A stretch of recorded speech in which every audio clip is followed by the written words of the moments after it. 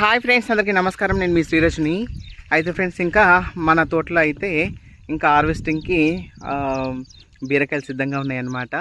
అసలు ఎలా వచ్చినాయి ఏందనేది మీకు చూపిస్తా. కానీ నాకైతే చాలా హ్యాపీగా ఉంది.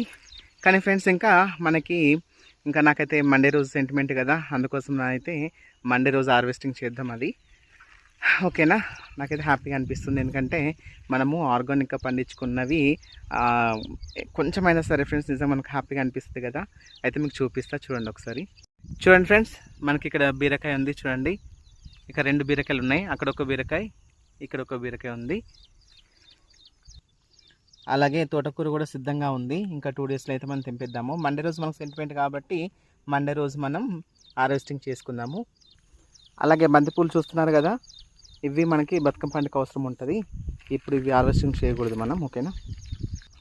ఇక బీరకాయ లేతగా ముద్దగా